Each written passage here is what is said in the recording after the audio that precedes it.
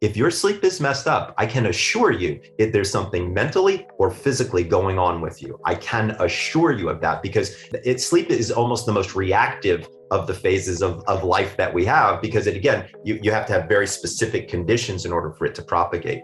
Dr. Michael Breus, the sleep doctor, I am thrilled to welcome you to the Better Podcast. Welcome.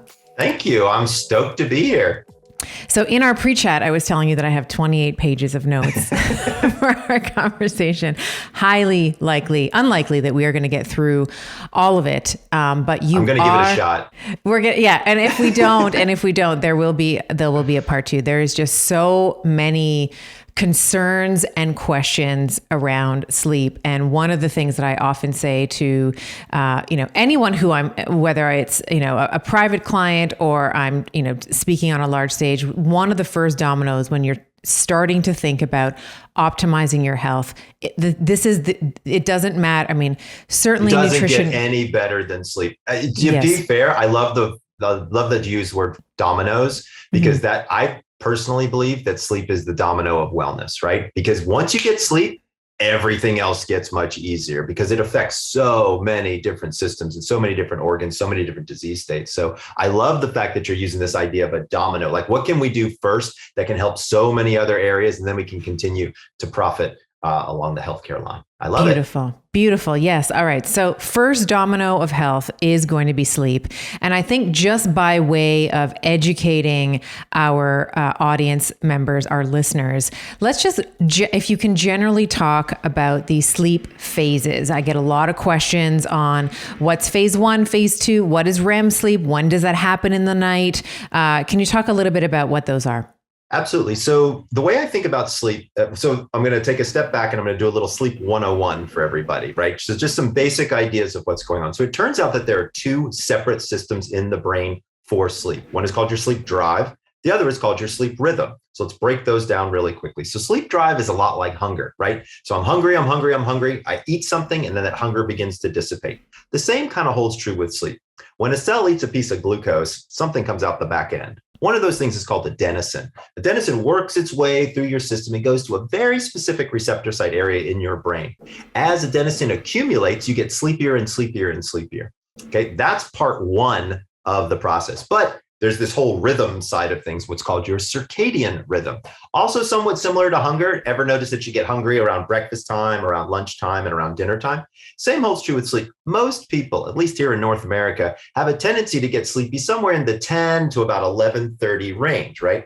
So when your sleep drive is high and your sleep rhythm is synced, you sleep. But if either one of them is off, that's when you can have a sleep disorder, or what I call disordered sleep. So I break it down into two different areas. So sleep disorders are things like apnea, narcolepsy, insomnia, formal diagnoses. But disordered sleep is, I went to that room in the back of the house, I closed my eyes for 6 or 7 hours, and I came out and I feel like crap. What's wrong with that scenario?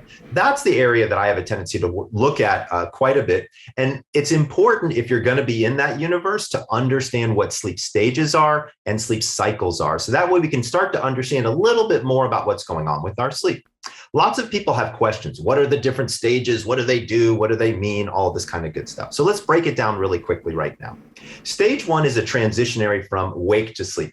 It doesn't make up very much of sleep, maybe 1-2% of the entire night. Again, it's a very transitory type of sleep. By the way, if we wake people up during stage 1 sleep, they will swear to you up and down that they were not asleep. Even though we can see their brain waves and they're humming along at that sleep brainwave, they think there's no universe where I was asleep.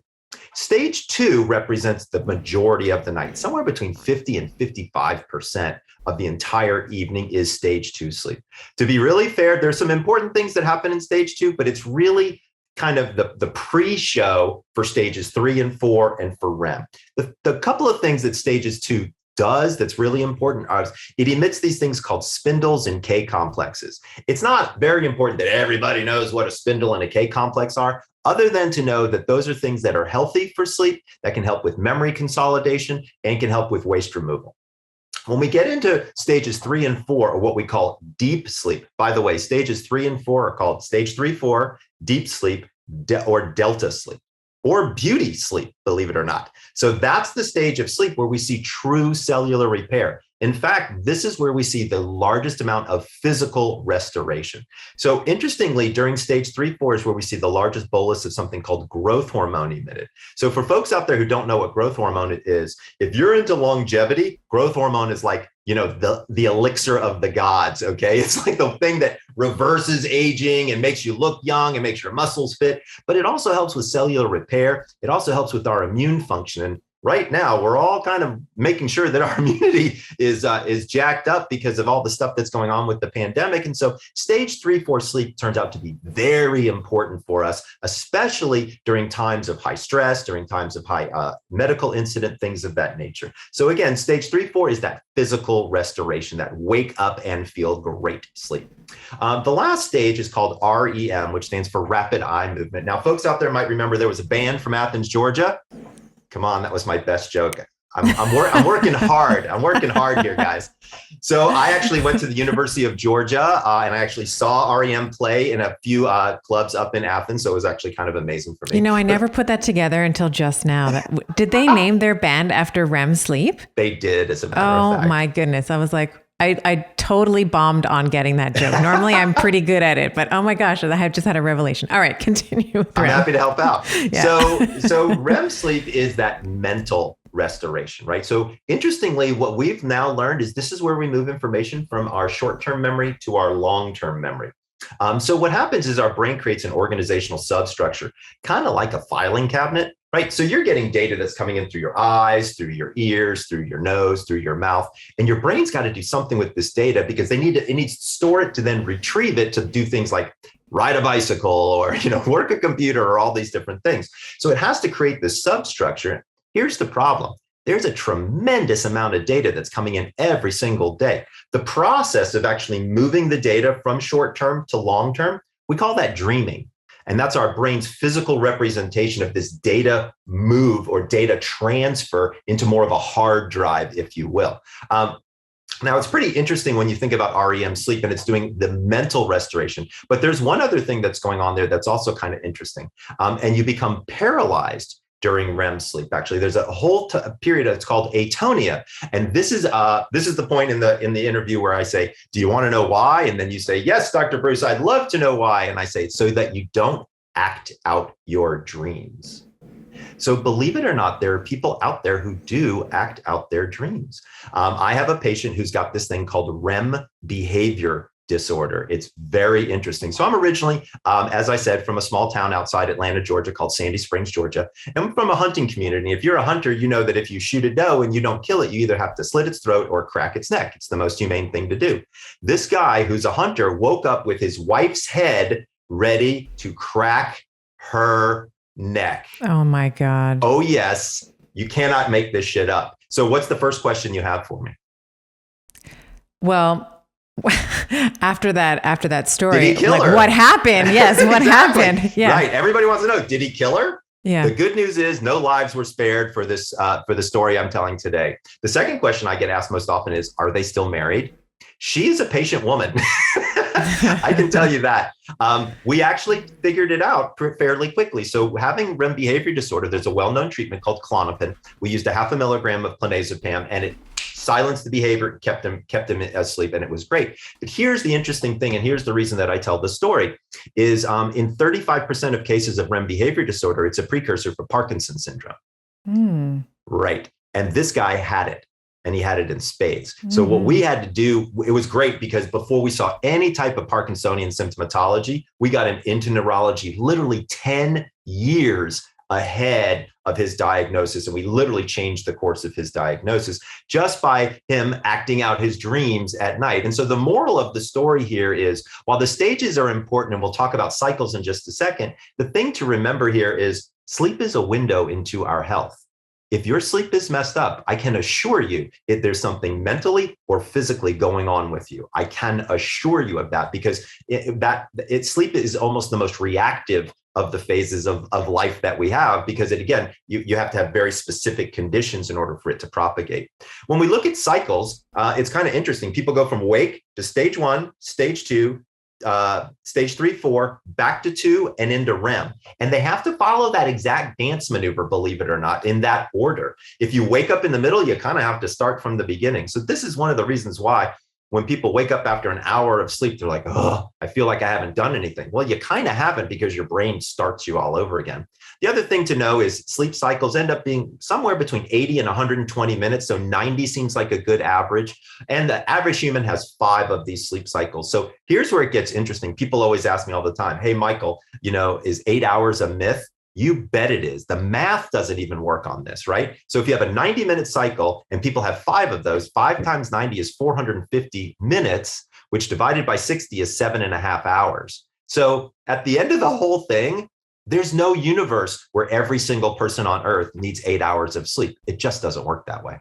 Right, right. And have you ever, just coming back to that atonia for a moment, have you ever had patients who have woken up paralyzed? Because I can tell you that as you were saying that, that's happened to me not often, but once or twice, where I've woken up and I'm like, I can't, I'm awake, but I can't move. It's called sleep paralysis.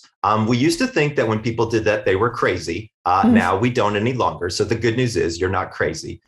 It's that REM atonia. Depends on who you ask, but that's fair enough. We may have to go into some personal questions in a minute. But here's the interesting thing is that REM atonia seems to be left over. So what ends up happening is people are jarred awake, or they've been asleep due to alcohol or another substance that's really put them out. And something is like, bam, and then all of a sudden they wake up and then they're literally frozen, like they can't move a muscle. The interesting thing is a lot of people tell me they think they woke up dead. So they think so what they think is my body died, but my brain just hasn't gone yet. And I've only got a few seconds left. I mean, it sounds pretty terrifying if you think about it. Here's the good news. This is a very common situation, almost exclusively due to sleep deprivation. So the more sleepy you are, the greater likelihood it is to have one of these events.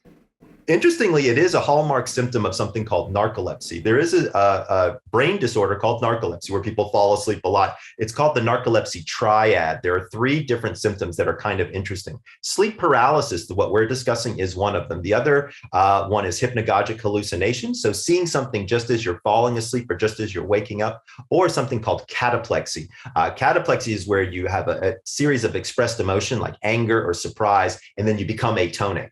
So, if you tell a joke to a narcoleptic, they could literally fall to the ground because their muscles would stop. And that's one of the sad things, that almost all of my narcoleptic patients stopped laughing.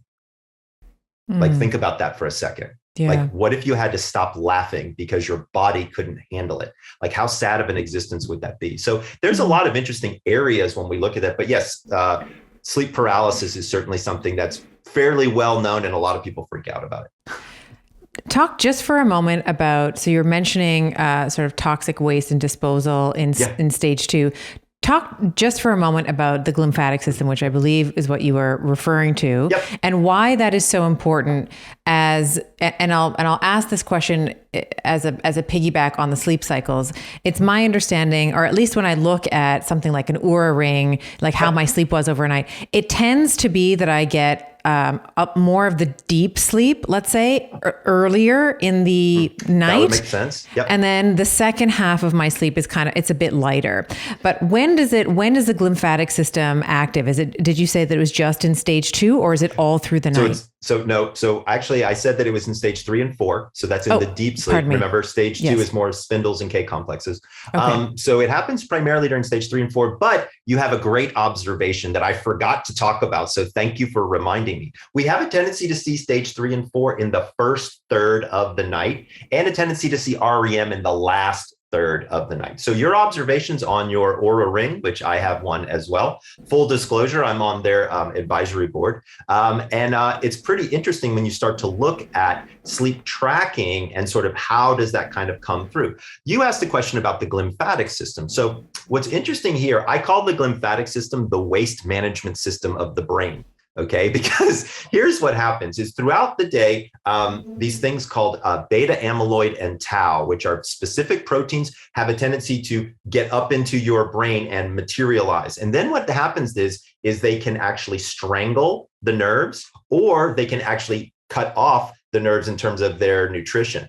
This is actually a situation called Alzheimer's disease and dementia. So this is the very earliest parts of it. And so it is directly, let me repeat myself one more time, directly related to the lack of stage 3, 4 sleep. What this does is it takes that waste management system that's pulling all those proteins out, and it lowers it. It lowers it by quite a bit.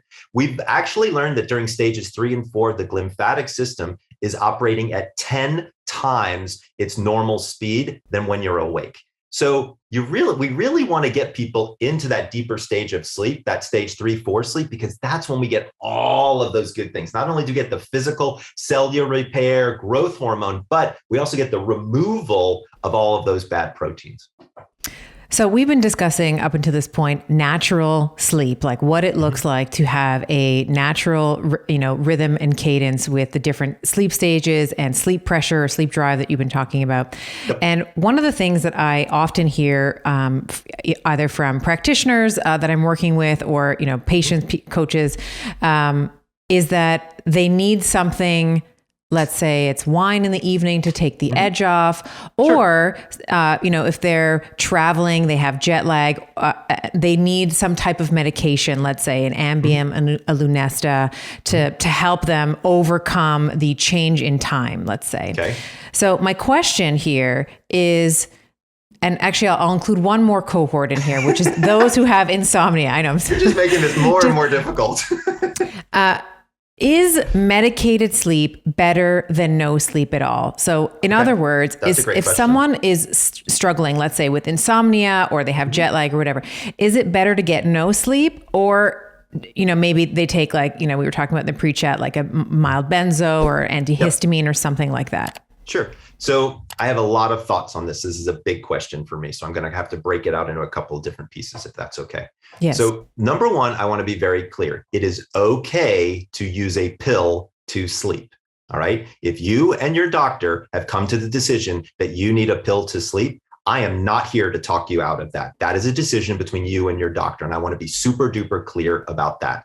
I will tell you that there is a very big difference between pharmaceutical sleep and natural sleep. We see it in the sleep labs all the time. I know the second I walk through the door, if somebody's on an antidepressant, if somebody's on Ambien, Lunesta, you name it, you can see it right there in their EEG oftentimes, right? So I would say, to answer your question, what would we rather have somebody? It depends upon how long and where they are in the cycle. So as an example, if somebody turns to me and they say, Dr. Breus, I haven't slept in 5 days, we need to give them a sleeping pill, okay? Because there's something going on and we need to basically interject and take that crisis and stabilize it, right? I think sleeping pills do a great job of doing something like that. Where I don't like sleeping pills is the long-term use and the both physical and psychological dependence that occurs. Now, when you're thinking about, okay, I'm not sleeping so well, what should I do? There's a whole host of things that people have a tendency to do to try to make themselves sleep better. Oddly enough, the number one sleep aid in the world is alcohol.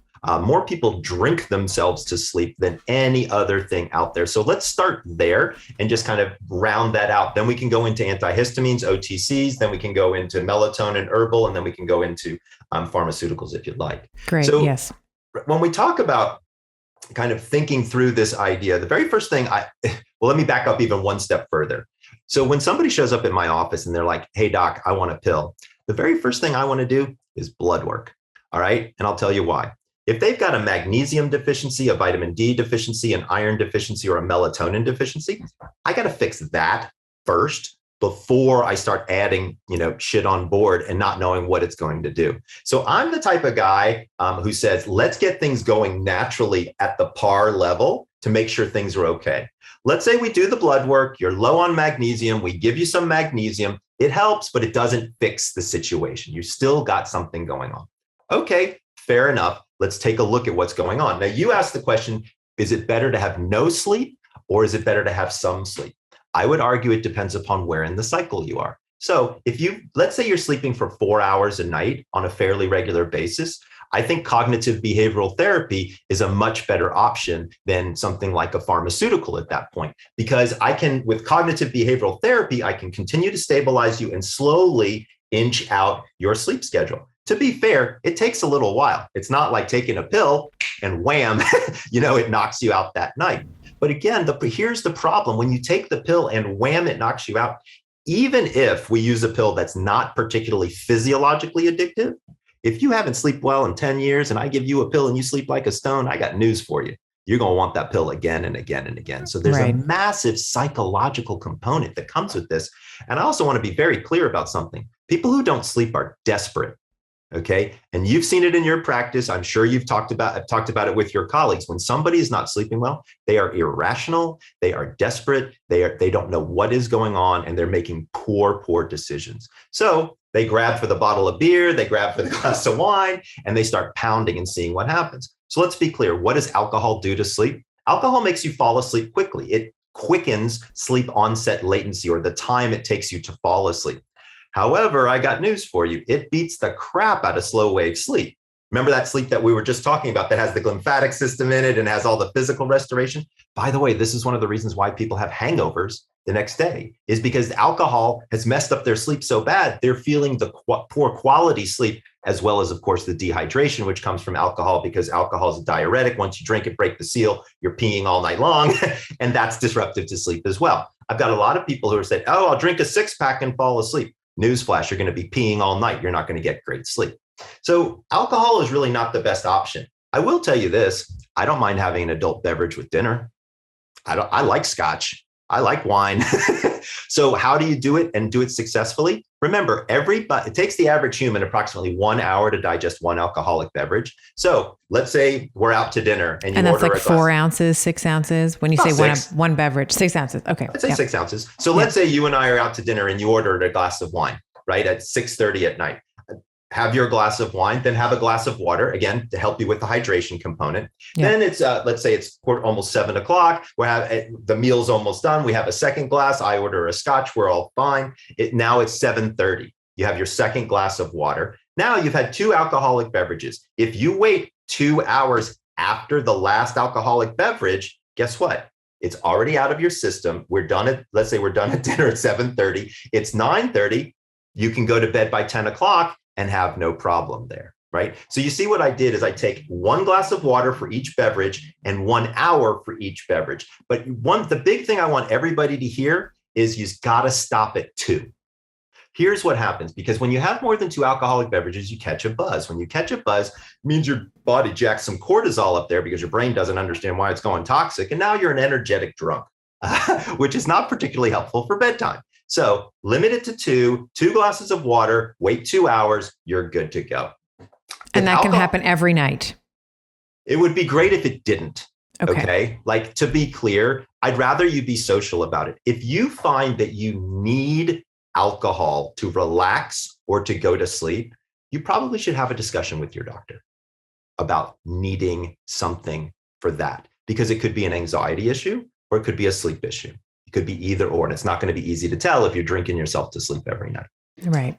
The second thing that a lot of people do is they go to the drugstore and they go to the section that says sleep and they buy an over-the-counter sleep aid. Usually it's something with a PM attached to it, right? It's an analgesic with a PM on it. Here's the good and the bad news behind all of that. If pain is messing up your sleep, this isn't the worst option I've ever heard of, okay? Now, to be fair, I wouldn't be taking it every night. There's now long-term study data, and I'm not sure if you're aware of this. There's a 10-year study looking at use of Benadryl consistently across multiple administrations during a week for 10 years. So what we're talking about, just to give everybody an idea here, is the PM part of Advil PM and Tylenol PM. It's just Benadryl, or what we call diphenhydramine. What's interesting about this, and this is an antihistamine, also known as an anticholinergic medication. What's interesting about antihistamines is they kind of give you fuzzy drug head, but they don't actually help with sleep. They make you relaxed enough to then fall asleep. But here's the problem. In this 10-year cohort follow-up study of people using anticholinergics on a regular basis, they found a direct causal relationship with Alzheimer's. Let me repeat myself. If you are taking Tylenol PM or any PM medication on a nightly basis, you are walking down the path of Alzheimer's. Very few people know this. It is not well cited in the literature. There's enough data for me to say it very confidently and consistently. Also, let's be fair. If you're rolling through a box of Benadryl a week or a box of, a bottle of Tylenol PM, newsflash, it's not working for you anymore. I'll tell you a funny story, Steph. I was the sleep expert for WebMD for about 15 years. And I used to do a message board. This is really dating me now. I'm back in the day when they had message boards. Once a month, I would get the question, is it okay to take a box of Benadryl a night? Whoa. Oh, shit, a box a night. That's 18 10 milligram tabs. The answer is no, it is not okay to take a box of Benadryl a night, but one stops working, so you take two, and two stop working, so you take four. And before you know it, you got a fistful of Benadryl. You've habituated to, yeah. Right. Yeah, and it's not good, guys. So that's not the answer either. The third area that a lot of people start to look at is cannabis. So if you live in California or one of the medicinal states, or even one of the recreational states, I think there's about going on 26 states where it's medicinally legal, and maybe 13 or 15 where it's recreational. I'm not sure. We can always look that kind of stuff up. But a lot of people say, hey, I want to smoke a little pot and go to sleep. Here's the deal. There's a big difference between getting stoned and going to bed, right? And so if you're going to try to use marijuana in any form, whether it's CBD, CBN, THC, CBG, whatever, you need to think about it as a medicine, not as a recreational drug. So it's not about getting high. It's about slowly relaxing you enough to allow the natural sleep process to take over. I also want to be clear about something. There is no data. There's one study on CBD and sleep. And what it says is you need to take 160 milligrams of CBD a night. Yes, that's almost a full bottle in 90% of the cases that I've seen. However, there is something kind of cool about CBD. CBD is interesting because it lowers inflammation and that helps with pain. And it also seems to lower anxiety. So here's what I think is the way to do it. If anxiety is fueling your sleep problem, or if pain is fueling your sleep problem, CBD might make sense. But I want to be clear, it only works tangentially. CBD ain't making you sleepy. It's reducing your pain, or it's reducing your anxiety, which is allowing you to sleep. If you really want a marijuana constituent that's been shown to help with sleep, you need to look at something called CBN, as in Nancy. CBN is oxidized THC, or what we like to call as old weed. Okay, so remember back when you were in high school and you bought a bag from your buddy, and you had a quarter bag. I have no idea what you're talking about. I know you don't. I know you don't. But I'm exposing myself here on this. And you buy the bag and you use it for the weekend, and then you forget it. You throw it in the back of your closet, hide it from your parents. Then you forget about it for like 3 months, right? And you come back and it's brown. We used to call that dirt weed. I don't know. Not that you ever participated in anything like this before, but if you happen to, you might have called it dirt weed. And whenever you smoked it, you almost immediately fell asleep. That's because what happened is the marijuana actually oxidized because it's been in the presence of oxygen, and it turns brown, and that oxidation turned it into CBN.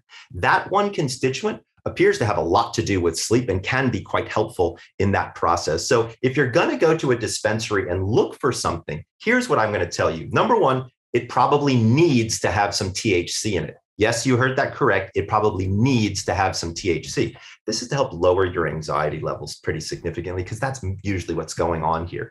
But I don't want you getting stoned, okay? So you want to have low amount of THC, but it needs to be present. And then you want to have equal amounts of CBD and CBN. So if you were going to look at a ratio, here's how I would look at it. I would say 2 milligrams of CBD, 2 milligrams of CBN, 1 milligram of THC, if you were looking at it from a ratio perspective. That's really something that could be helpful for sleep. Once again, we really don't want you to get stoned before bed. Also, the higher you get in terms of psychedelic high, we know that your heart rate increases, and we know it decreases REM sleep. So again, not good for sleep when we get into those high levels of THC. Low levels of THC, again, where you're not getting that recreational feeling, can be very beneficial. The final area is melatonin. And supplementation and all of those things. Now, I briefly touched on supplementation when I talked about vitamin D, magnesium, and iron, because again, I want those things to be at par levels before we start adding anything to the body and seeing what's going on here. But melatonin is an interesting one, because a lot of people don't know this. Melatonin's a hormone, right? So you wouldn't walk down to your local GNC and buy testosterone. I mean, maybe you could, if you could. I know a lot of guys would love to buy testosterone, but it's not available. And there's a reason for it, is because it can be dangerous, and it's something that needs to be monitored and dosed appropriately.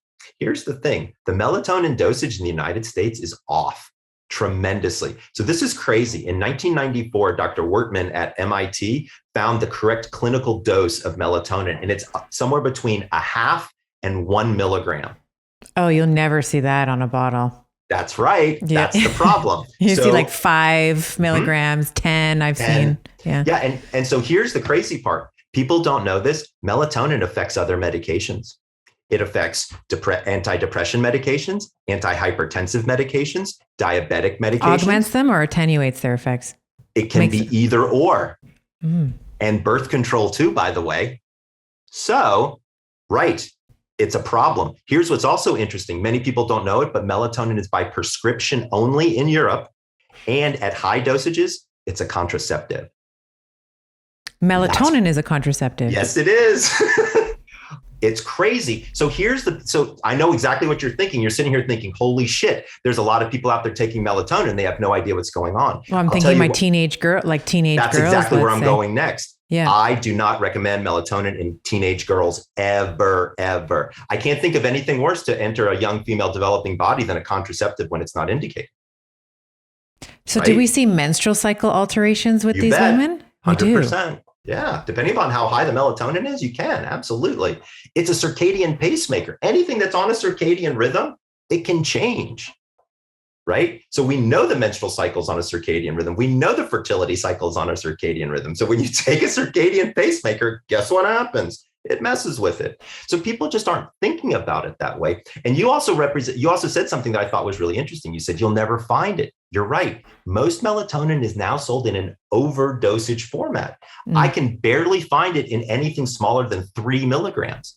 I do want to tell you, I have a friend, I have no relationship to his business, but he makes the only plant-derived melatonin, low dose at the right option. It's called herbatonin. You can Google it or look it up or whatever. We can put it in the show notes. If people are interested. I'll find it for the show notes. But it's herbatonin. It's the only one that I recommend. And I love it because it's plant-based, because then I'm not worried about the synthetic aspects, because synthetic melatonin doesn't actually work as well as plant-based melatonin. That's a whole nother area. But I know this was a long-winded way of saying, what should you do? Should you take a pill or not?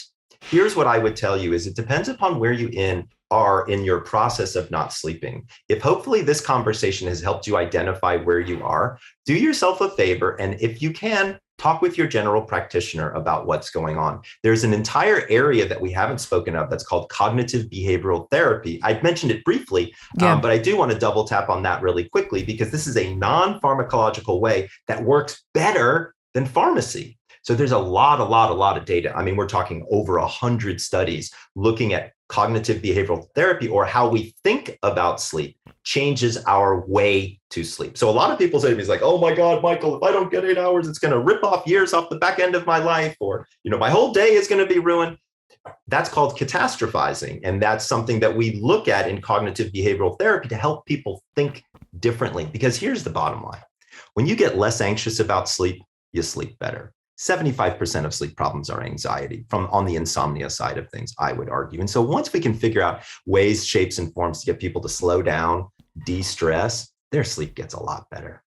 It's so interesting you say that, because I feel like with the advent of wearables and being able to track things, I almost feel that paradoxically, some of the anxiety that we have around sleep has almost gotten worse, where you have someone that'll look, let's say, at their phone and say, oh, I'm only getting an 85, or a 70 or whatever, and I should have gotten a 95 in order to be peak performance, versus auto-regulation, versus saying, how do I feel? Because sometimes, and I love the Oura ring. I'm not, but this is the one I use. So sometimes it'll tell me, oh, you didn't sleep well last night, or you're restless or whatever. And I feel like $1 million.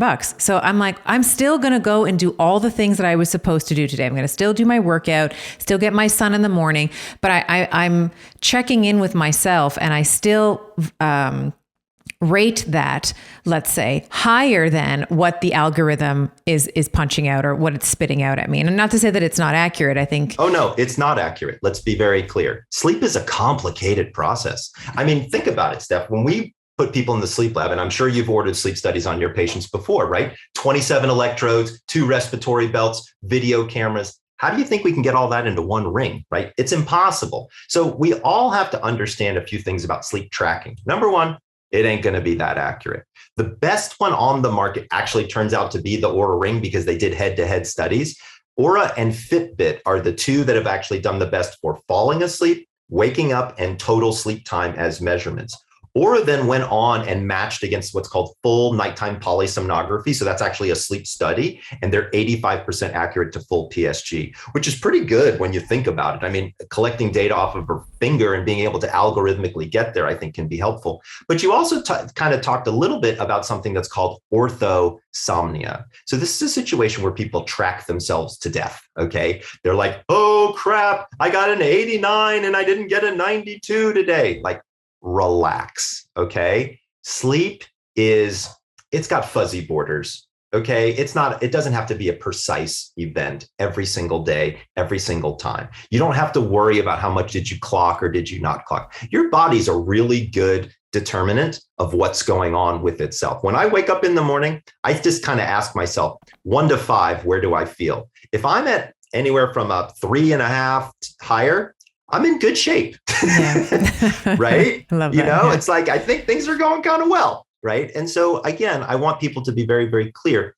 Tracking can be helpful if you're trying to monitor something in particular, or if you just want to get a general idea. But to be very fair, if a patient turns to me and says, hey, Dr. Breus, I'm checking my ring every day, I say, take it off, okay? Stop, relax. You're anxiously making your sleep even worse with your level of anxiety and your OCD, because a lot of people are kind of OCD, especially when it comes to things like sleep optimization and things of that nature.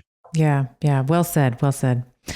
Let's talk a little bit about chronotypes, because I know you've written the book on it. And I kind of did. Yeah, you'd be the guy to ask. So I know that we've all kind of heard of a night owl, an early bird. Let's talk about what a chronotype is. My team is, so I have a fully remote team. And I know that, for example, myself, I'm usually up and kind of up and at it at about 7. I have some members on my team that they are not on Slack. They are not available until about 10 a.m. Those are the wolves. Yeah. So let's talk a little bit about, and then I'm thinking of in particular, she kind of takes a break midday. So she starts at 10, takes a break midday, and then she has her best work at night.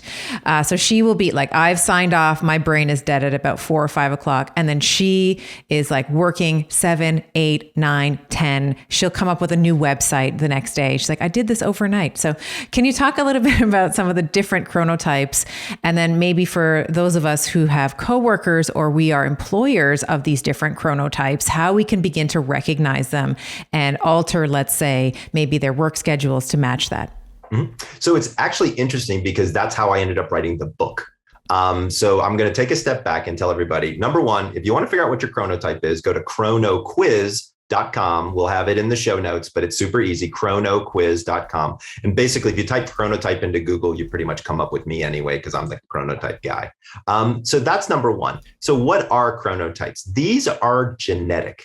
So a lot of people don't think that they are, right? So a lot of people say, oh, I'm going to wake up early and become an early bird.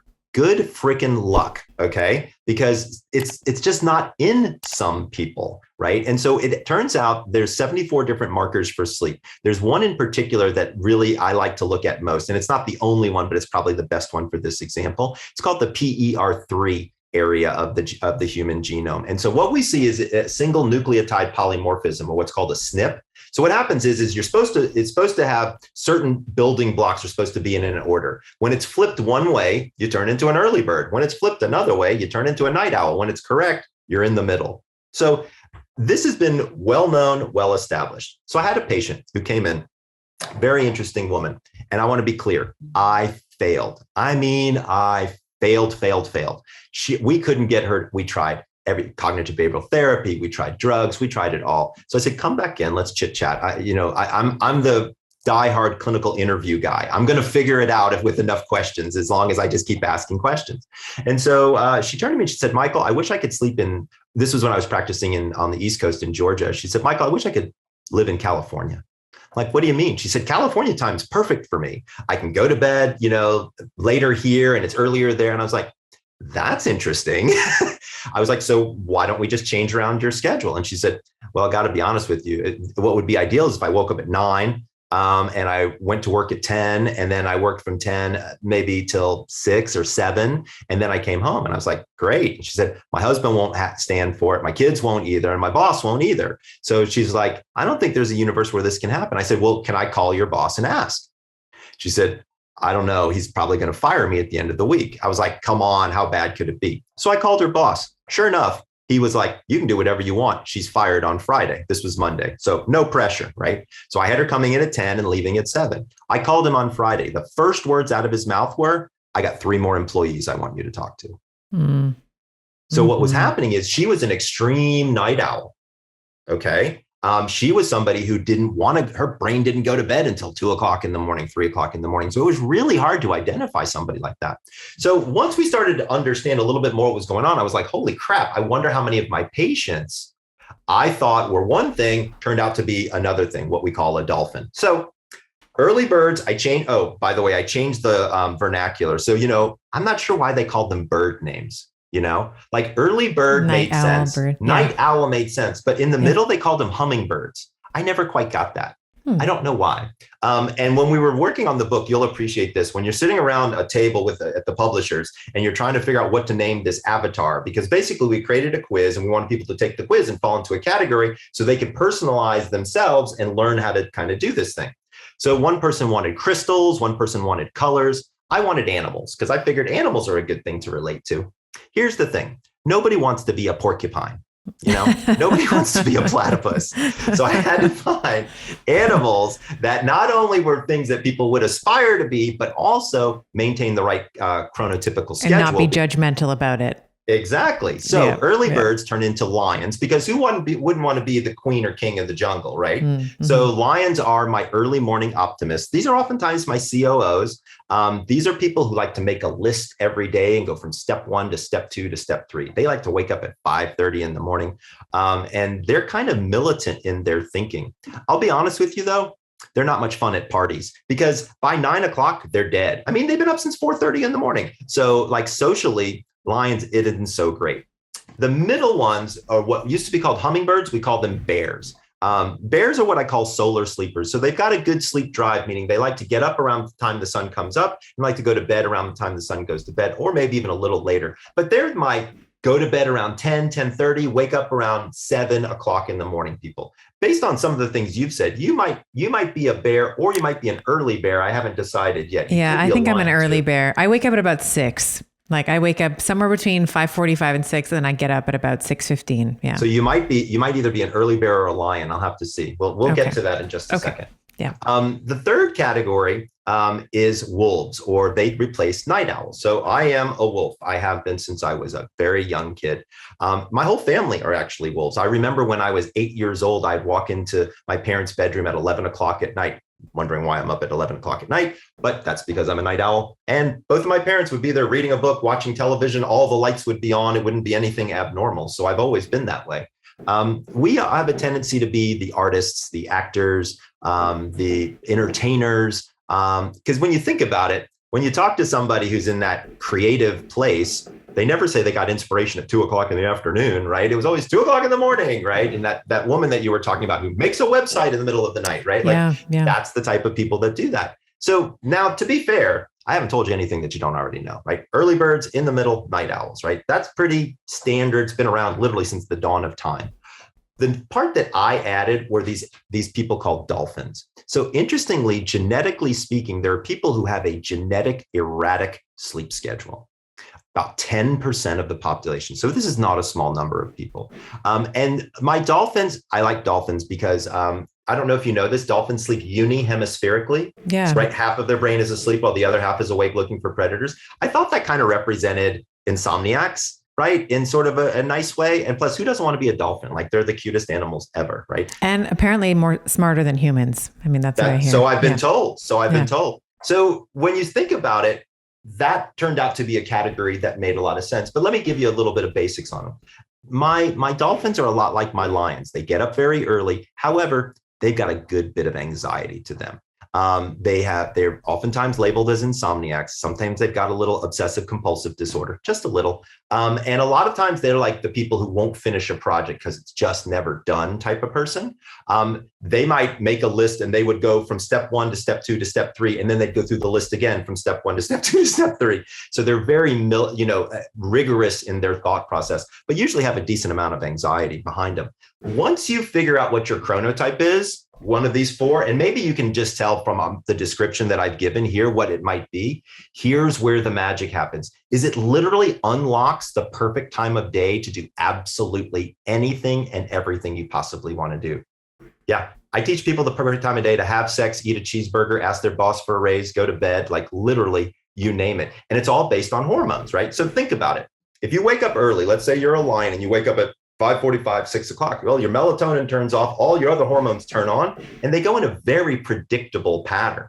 Actually, it's such a predictable pattern. I can tell you what time of day the hormones are naturally in a place where you could do an activity and do it at your best. Here's the weird part. As a wolf, I have the exact same thing. Mine's just 3 hours later. There's just a phasic shift that's happened. Yeah. Exactly. Yeah. So it gets super interesting really quickly. So let's say your partner is an early bird and you are a night owl, right? How do you communicate? How are you intimate? How do you talk to the kids? Like there's all kinds of different issues that get really interesting really quickly once you kind of have this secret key. I love that. So and one of the, as you were talking about some of these different types, I know that I have 3 boys. I have a 17-year-old, I have a almost 12-year-old and a 9-year-old. And my 17-year-old has really changed. So he used to be someone who got up a little earlier, and now he is not up before, call it 9 o'clock, on a school day, we're like, you're going to be late. So maybe there's another conversation to be had about shifting school times in high schools later, but can you maybe talk a little bit about how these chronotypes, let's say, change over the arc of someone's life, if they do at all? Because I know that my 12-year-old now, like the most juicy thing for him is like, oh my gosh, it's a Friday night. I get to stay up late. Like they just love this idea of staying up late. And I don't want to be up late. So I don't blame you. Yeah. All right. So let me tell you about your boys. Okay. So number 1, they sound awesome. I'm excited to hear more about them. The older one is doing exactly what he's supposed to be doing. So it turns out we have this thing called chrono longevity. Believe it or not, we go through all the chronotypes. So if you think about it, right, when your boys were babies, right, they were lions. They went to bed early. They woke up early, right? When they're toddlers and middle schoolers, they're bears, right? They're kind of going to bed when the sun goes down, coming up when the sun comes up, and you kind of start to understand. When they hit adolescence, they turn into wolves, right? So I don't know if you did this. When I was in high school, are you kidding? I never went to bed before midnight, 1 o'clock. I was up all night. Right. I was up all night. Yeah. Right. So, and that's, again, this is natural. And you mentioned school start times. This is a very important conversation that we can have at another time, which is we need to change school start times because lots of kids are falling asleep in first period when we should actually have them come to school a little bit later and they would do significantly better. Yeah. But again, very normal. So I want to be clear, both of your boys are in their normal phases. When your older son hits probably around 20, 22 or so, that's when he'll lock and load into whatever his quote adult chronotype is. But then when you hit, so I'm 54 years old. When you hit 55 age range, guess what happens? Your melatonin starts walking backwards. So you ever notice how your grandparents want to have dinner at like 5:30 in the afternoon? Oh yeah. Yeah. Mm-hmm. Yeah. Even my parents now, they want to have dinner like really early. Yeah. They're turning into the grandparents. Yeah. Exactly. So what's happening is my chronotype is now going backwards. So in the early stages, it appears to go forward, right? Lion to bear to wolf. Now it seems to be going, then you go through your existence. And then at the end, you seem to go from whatever it is to earlier. Right. So maybe if you're a wolf, you become a bear. If you're a bear, you become a lion, things like that. Dolphins are the people that I wrote the book for because they have the most messed up sleep. And so once I can usually get their sleep, kind of consolidated in one spot, even if it's only for 4 or 5 hours, then I can sometimes their true chronotype will come out, or they just have a messed up chronotype, and then we fix it. And so as you're aging, let's say 50, 55, where we start to see this like stepwise decline in melatonin, is there an advantage then if you've done the testing and you can determine that there has been this change? I would take melatonin at that point. You would take, okay, that's my question. That's would you going, start right? taking, is there a benefit to extending, let's say, the default chronotype that you are? Yeah, I think there is. And it's not an unhealthy thing to do, because as long as, so let me back up and do one caveat, which is I'm okay with you taking melatonin as long as your doctor knows it and as long as it's not affecting your other medications. Because remember, once people get to hit 55, 60, sometimes they're on a boatload of drugs because they got a lot of other stuff going on. So it's okay, but really be thoughtful about it. Also, Steph, can I go backwards a second? We're talking about melatonin. We were talking about melatonin in kids and how I said never, never, never. Yeah. I want to make one caveat there. There is significant data to show that melatonin in autistic kids and kids on the spectrum at higher dosages is highly effective. And so that is an area where we do see melatonin use in the 3 to 5 milligram range that can be very, very effective for them. But as a general guideline, I don't put melatonin in anybody under the age of 18 ever. Great. And so is this why, if you're living a life, let's say like your original patient who said, I just wish I could live in California, I wish I could live on Pacific time versus Eastern time. Is this why some people paradoxically feel more tired the more that they sleep? Is it because of that mismatch? So there's a whole host of reasons why people have a tendency to feel more tired the more that they sleep.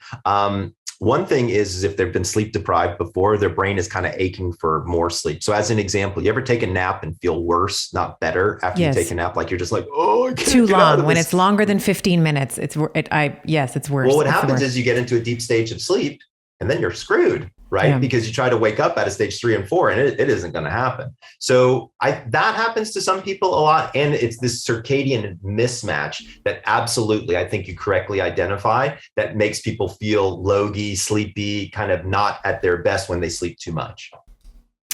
All right, let's talk about team nap or not to nap or not to nap. That is the question. Here's the deal. If you've got insomnia, don't nap. Please. If you're a dolphin, napping is out for you, because remember the very first thing we talked about, sleep drive versus sleep rhythm. When you nap, you lower sleep drive. If you're a dolphin, your sleep drive isn't that great to begin with. Do me a favor, make my life easier. Don't nap. Okay. Now, if you're a normal human and you're one of the other 3 chronotypes, napping could be just fine and might be a good way to supplement sleep if depending upon what your schedule is, right? Let's say you had to wake up for a flight, you only got 4 hours. I don't think I care if you take a nap on the airplane. But again, think about the nap, think about what you want it to accomplish, and think about how you want to do it. So I created a system called a Napa Latte. All right. Napa Latte. Yeah.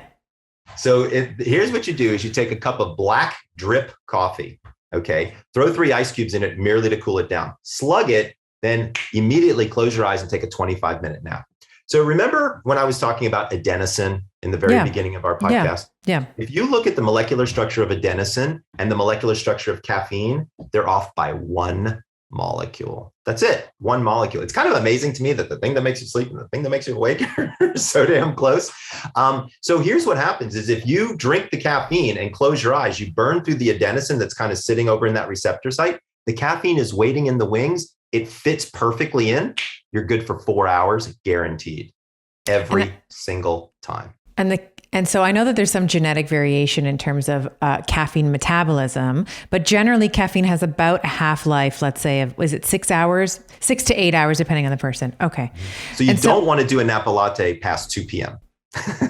Okay, so that's really great. So one of the things I'll often counsel patients on is have, especially the dolphins, let's say, who have a hard time sleeping, is we want to increase that sleep drive, as you were saying, as much as possible.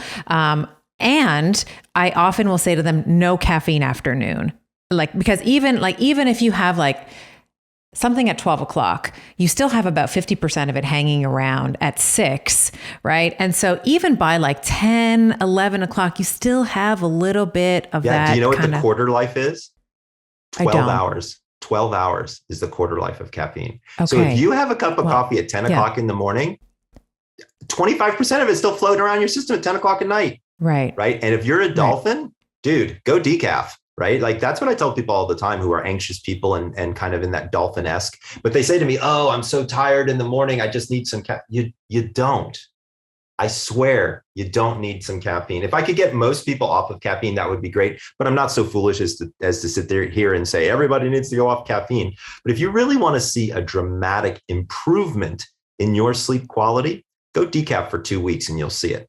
I want to be clear, though, if you are more than a 3 to 4 cup a day coffee drinker, do not cold turkey yourself off of caffeine. I've had 2 patients end up in the ER.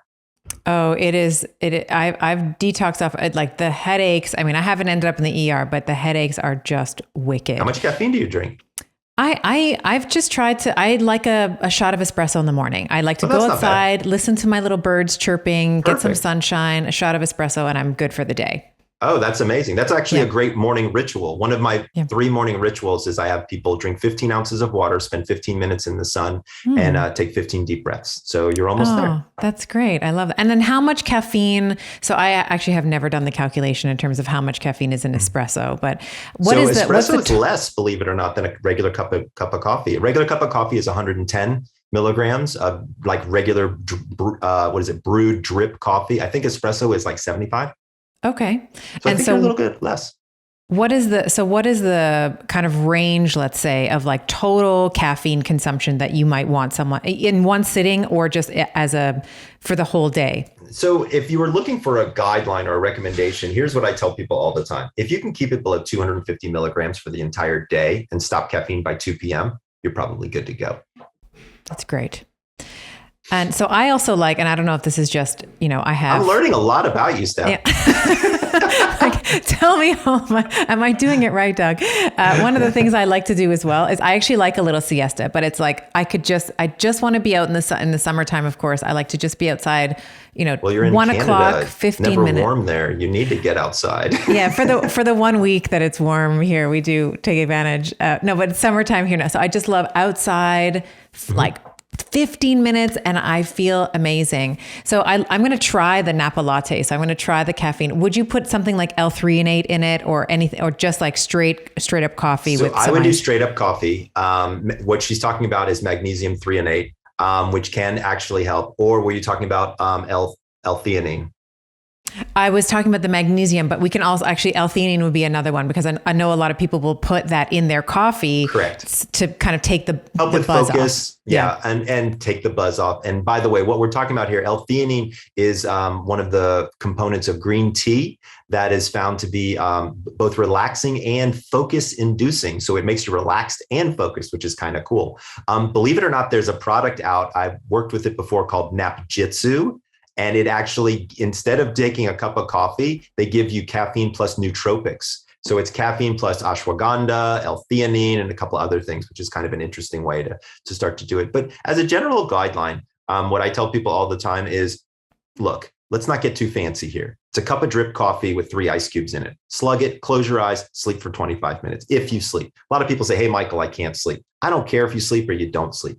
It's really about time away. Right. So here's the thing. We never get time away, right? We're being, somebody's tugging on us, it's a kid, it's a coworker, it's whatever. Somebody is always trying to get our attention. If you can take 1 or even 2 15-minute, like as you call them, siestas, but just timeouts, the data is very consistent that it is super duper helpful. There's now data on something called non-sleep deep rest, which is kind of cool, where you're just lying in a quiet room, right? Dark, no noise, but it's beneficial. It's not exactly like sleep. I mean, it's rejuvenative, but I mean, I would say an hour of that is probably worth about 20 minutes of sleep. So for folks who wake up in the middle of the night and they're like, oh shit, it's going to be terrible. Think through that idea of relaxing, getting some non-sleep deep rest, because it's actually helpful. So I like the 15-minute, but is there a maximal time that you would say? So we've talked about the sleep cycle being about 90 minutes in total. Correct. Would you recommend it not to be longer than 90 minutes or just short of 90 minutes? So here's the deal, is you want it 25 minutes or less, 90 minutes or about 80 to 90 minutes period, right? And here's why. Once you get past 25 minutes, you go into deep sleep and then you feel like shit when you wake up. Yeah. So really do yourself the favor and keep it at 25 minutes or less. I have a timer on my phone that will ring. And even if I have barely fallen asleep, it doesn't matter. You're still getting the benefit. The other one is the full sleep cycle, right? Which is the 90-minute nap. I recommend those for some people as well. Again, it's only in instances where it's like, oh crap, I only got 5 hours of sleep last night. And then I have the time to do it during the day before 2 p.m. Once again, if you take a 90-minute nap after 2 p.m., there's almost no universe where you're falling asleep unless you're drinking yourself to sleep. Right. I know you also wrote a book on fasting and exercise and sleep. And I wanted to make sure that we had some time to talk about that. I often find that, well, let me ask you first, how is sleep affected by fasting and or time restricted eating, if at all? So it is dramatically. One of the things that we see is during the fast, people are much more alert. And people comment on it all the time. They're like, holy cow, I haven't eaten anything all morning and I feel wide awake and able to get my shit done and things like that. So one of the things we know is during the tail end of the fast, there is a large alertness component that seems to come in, which can be very beneficial for probably the late night wolves like myself in the morning times, or even some of the people who have difficulty in the morning. It also depends upon the length of your fast as to how it affects you, and what you eat during your fast can also have a pretty big effect on your sleep and your sleep ability. Obviously, if we could just get everybody to eat whole foods, that would be amazing. However, it doesn't look like it's going to happen that way. So many people eat stuff from a bag in a box. It's unbelievable. And that's really where we're seeing the preservatives and the refined sugars really taking their toll, because it does, there's a lot of data now to show that it does increase inflammation. And we know that inflammation messes sleep up pretty bad. In fact, I would argue that there's even some cases where it could cause sleep apnea secondary to inflammation in that whole area, which is kind of interesting. There's actually 2 studies that are looking at this right now. And what about, I've often found that I sleep best on an empty stomach. So I make sure that I'm not really eating, call it 2 to 3 hours before, you know, my bedtime. I do 90 minutes as a general guideline for people, but here's the thing. Carbs make people sleepy. Okay. There's a reason we call them comfort food. It's because they increase serotonin and that makes us feel good. So just kind of look at what you're having. I will tell you this. A lot of people can't go to bed on an empty stomach. They need something in their stomach. So what I tell them is, look, to get a 250 calorie snack, make it about 75% carbs and about 25% either protein or fat. Right. So what am I talking about? I'm talking about an apple with some nut butter. I'm talking about a rice cake with a couple slices of avocado on it. Right. Like, I'm not talking about rocket science here, just something to make your stomach settle a little bit and give you enough carbs to kick in that serotonin, which then relaxes you right into sleep. Right. But do yourself a favor. Don't go to bed hungry, and be careful about what you eat. Spicy foods can give you nightmares and indigestion, which can, of course, mess up your sleep as well. And I've often found that when I sleep late at night, I'm hot. Like, it's just, you know, like the digestive process just doesn't allow for my, let's say, core body temperature to be where it needs to be. And well, what's interesting about that is everybody burns their metabolic fire at a different temperature. And so depending upon what you eat, the fire can be stoked higher or stoked lower. I don't know if you've noticed, but there might be some foods that if you eat later, actually you can do okay with, whereas some foods are not so great to eat too late at night. I find that dairy and high fat things are the things that really mess me up late at night. And my problem is ice cream. Just going to let it out there. Just going to let you know, ice cream is my problem. And what about, is there any, you know, if the snack is more than, let's say, the apple with the nut butter or the rice cake with the avocado? Because I know, for example, there's a lot of Americans that listen to the show. We also have a pretty hefty European following, and it can be the case, let's say in France and Italy and some of these Southern European, where they're really eating late at night. So we have this jump in, let's say, blood flow to the digestive system. 100%. Is there any change that we also see in cortisol levels eating late at night, and can that affect your sleep quality? Absolutely. Remember, here's the way I like to think about it. So if you went out to Latin America, right, you know, what do they do halfway through the day? They have a siesta. right? And so this is an entire culture that works on a different timetable than all of us do, right? And so what you can see is they'll also eat later. So their dinners aren't at 6 or 7, their dinners are at 8, 9, and 10, right? And so that's not too dissimilar than kind of what you're talking about. It's really about flow into the 24 hours of your system. One thing that people don't know is the timing of your food is also a circadian pacemaker. So it's not just that light comes in and changes your circadian rhythm, but your digestion and the times in which you eat are very important. I try to tell people all the time, if you can regularize your wake up time and your meal times, everything else is gravy on the taters. Everything else is easy to work with because it's just, you've got a regimen, your body knows what it's supposed to do, when it's supposed to do it, and it does it effectively and efficiently. Yeah, well, these are the peripheral clocks I think you're talking. We have like sort of the master, a suprachiasmatic nucleus, and then we have, the gut and the liver, which are sensing nutrients that are coming in as well, which are... There's, believe it or not, there's over 300 circadian clocks in the body. That's crazy. That's incredible. I know. Yeah. There's circadian rhythm in your skin. There's circadian rhythm in your hair. There's circadian rhythm in every system. Like sleep is kind of crazy. I mean, it affects every organ system and every disease state. Literally everything you do better with a good night's sleep. Everything. What about exercising too late? Speaking about cortisol, is it bad to exercise? Cortisol isn't the problem. Exercising too late. It's heat is the problem. It's the core body temperature. Right. Mm-hmm. So for everybody to understand, what happens is your core body temperature rises until about 10:30 at night. Then it hits a peak and it has to dump. That fall is actually a signal to your brain to release melatonin. So if you exercise too late at night, your temperature isn't going to drop, which means your melatonin isn't going to kick off. And remember, melatonin is kind of that key that starts the engine for sleep. So the big thing I tell people is, look, if you can, don't exercise within about 4 hours of lights out. Now, I want to be fair. If that's the only time that you can exercise, I don't think I have a big problem with you exercising, but you've got to remember something. Your core body temperature is going to be high. So maybe put your cardio at the beginning of your workout and then weights at the end of your workout. So your core body temperature is starting to slow down.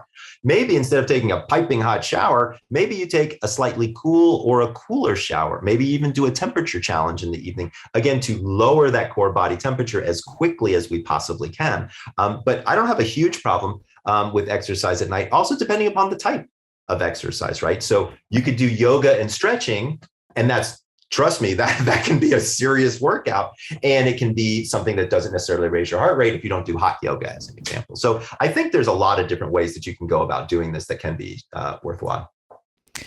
So let's talk a little bit about optimizing your wind down routine. So we've talked a little bit about, you mentioned hot showers. I always thought that there was a bit of a rebound effect that happened when you took like a really hot shower to help lower, maybe you have, No. So you're right, but it's a bubble bath. So because you have to actually be almost completely submerged to get your core body temperature hot enough, because standing in a shower, it's really difficult to do. So what she's talking about, guys, is for some people with insomnia, what I'll actually do is have them take a hot bath about 90 minutes before bed, which raises their core body temperature up. And then when they get out of the tub, it subsequently drops their core body temperature. That's different than doing it with exercise for sure.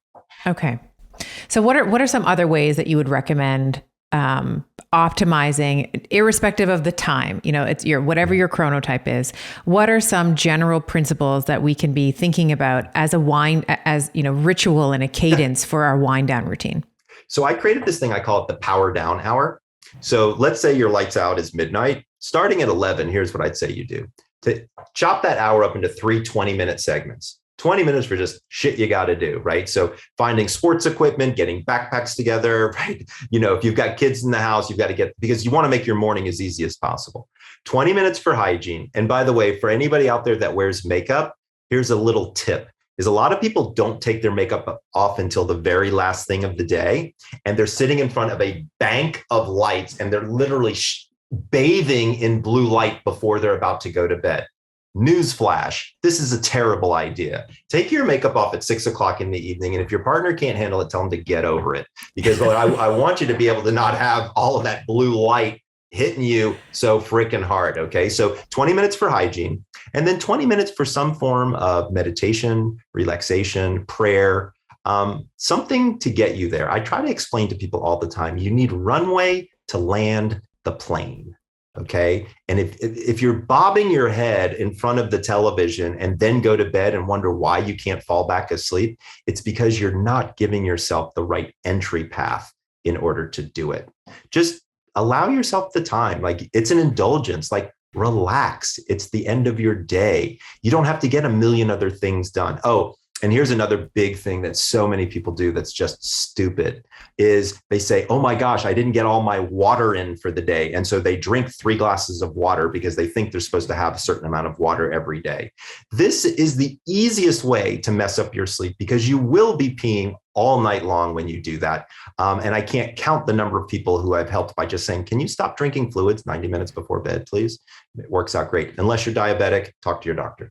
Yes, I love that. The other thing that I do, and I don't know how you're going to feel about this, but I generally run cold.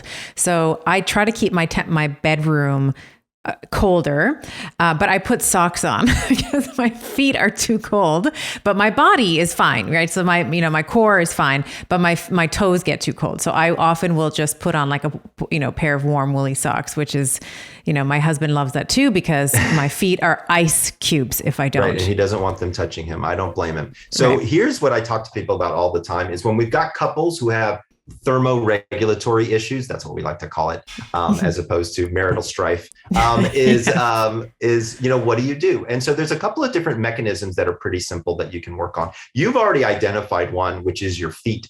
So I don't know if you've ever noticed, but if you're too hot, if you take your foot and you put it outside of the covers, you instantly cool down and your life gets a whole lot better.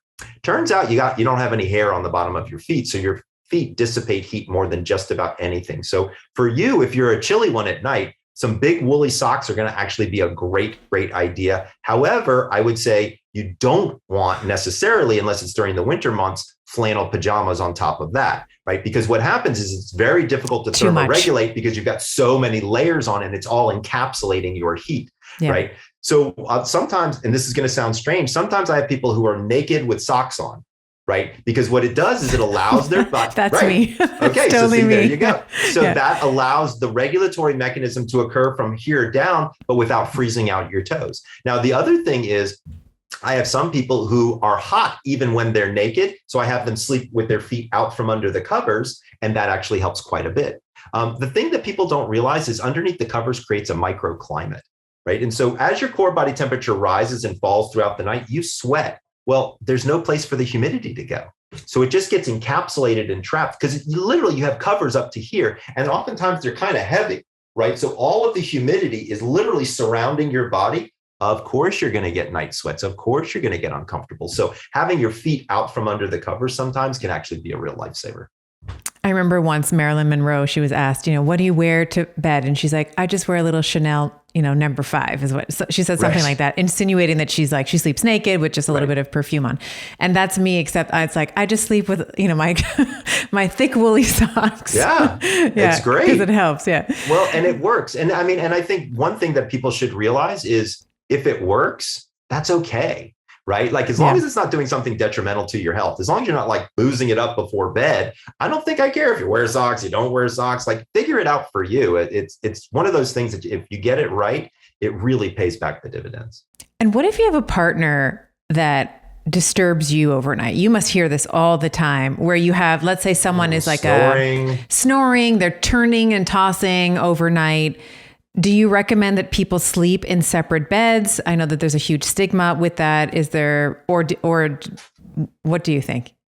So here's what I can tell you is we used to call it a sleep divorce. I don't like that term because it really makes it seem like the marriage is over. I'll fully admit 3 to 4 nights a week, I sleep in the guest room, and 3 nights a week, my wife sleeps upstairs. And I'll tell you why. We have 2 French bulldogs and a big screen television, and it's on all night long. And she sleeps with 1 dog on either side of her. And she's done this her whole life. So it's almost impossible for me to break that situation. So I go up there on the weekend and I put the dogs off the bed, and then we can have our time together. And then I sleep in the guest room during the week, and then I can sleep well because I'm the sleep doctor. I kind of need to get my rest. You know what I'm saying? So I don't necessarily have a problem with things moving around, but sleep compatibility, it's kind of a big deal. I've always wondered, why doesn't Match.com ask people sleep questions? Don't you think they should? They totally should. right? Yeah. Like, wouldn't you want to know that before you got into bed with some, or even have a relationship with somebody? But snoring in and of itself, I think, is the big noise problem that we hear, whether it's from a bulldog or from a bed partner. And the thing to remember here is, number one, listen to the snore. If you hear it stop for a small period of time, this person could have a life-threatening disorder called sleep apnea. No fooling around. Call their doctor, get them in for a sleep study. You do not want somebody sleeping next to you who is snoring with undiagnosed sleep apnea. The data is actually interesting. If you sleep next to an undiagnosed apnea person, you lose almost a full hour of sleep every night. You, not them, you. So I tell people this all the time. If you've got a noisy bed partner, listen close. It could be a problem. Let's say that they don't have sleep apnea, but they still pretty loud. Couple of things that you can do. Number one, tell them to lose some weight, about 5%. So a 200-pound person, if they lose 10 pounds, they'll lower their snore by almost 20 full decibels, which, by the way, when you're sleeping right next to it, is tremendous. So a 5% body fat loss can be very helpful. Also, turning them in the different direction and forming a pillow wall between you and them. Remember, sound is a matter wave. So if you have a pillow wall, it'll bounce right back and they'll get their snore in their face. Newsflash, they'll turn over and they'll bother you a whole lot less. Other things are internal nasal dilators. So I don't like the external breathe right things. I like the ones that go up in the nose because they're far more effective. Or there are mouth guards that can be helpful for snoring. But again, if you think you got sleep apnea, please, please, please get it checked. I have so many more questions for you, but I know that we are running on time. We didn't even get to perimenopausal women. I'm going to have you back for part 2, if you are willing, because this has been so fascinating. Well, I'm glad you enjoyed it. I had a fun time doing it. So absolutely, it would be my absolute honor to come back. Okay, wonderful. So we will have everything that you mentioned in the show notes, clickable links. Thank you so much. I know this is going to be so helpful, so much actionable tips here. Dr. Breus, thank you again. Thank you, Dr. Stephanie. And for everybody out there, if you're looking for me, head on over to www.thesleepdoctor.com. You can follow me on all the social. I have the same handle on Facebook and Twitter and LinkedIn, and I don't even know the other ones. Instagram, I think there's another one out, TikTok. So yeah, just follow me. I give all kinds of good hints. Awesome. And we'll make sure that this is all of your handles where we can find you, thesleepdoctor.com. That'll be all in the show notes as well. Thanks. Sweet dreams. If you enjoyed that conversation and you want to learn more about hormones, check out this video right here. Oxytocin is the opposite. It's the most alkalinizing hormone. So in fact, you can be have a night out eating pretty crappy, but you've been partying with your friends, laughing, had great sex, and you wake up and your urine pH is completely alkaline. That's the power of oxytocin.